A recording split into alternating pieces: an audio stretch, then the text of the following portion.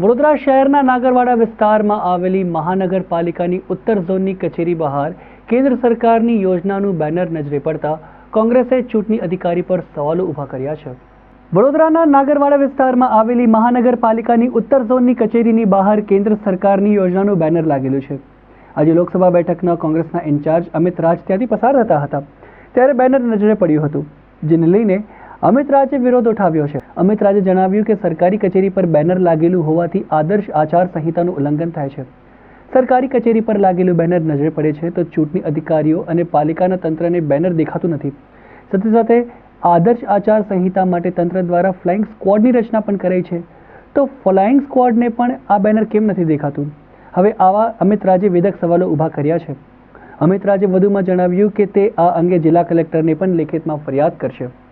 આ દિવાળા તરે અંધારું એવી પરિસ્થિતિ નિર્માણ થયેલ છે કે આ ચૂંટણી કમિશનર તેમજ કોર્પોરેશનનું તંત્ર એમનું કોઈ તાલમેલ નથી, મને લાગે છે, કાં તો પછી આ અધિકારીઓની ભૂલોને લીધે આ પ્રોબ્લેમ થયું છે। અને આ જે ફ્લાઇંગ સ્ક્વોડ બનાવી છે, પહેલી સ્ક્વોડ બનાવી છે, એ ફક્ત એક નામ પૂરતી જ છે અને એક પેપર પૂરતી જ છે। જો ફ્લાઇંગ સ્ક્વોડે આ પ્રકારની કામગીરી, જો સારી પ્રકારની કામગીરી કરી હોત તો આ બેનર એંગળી ના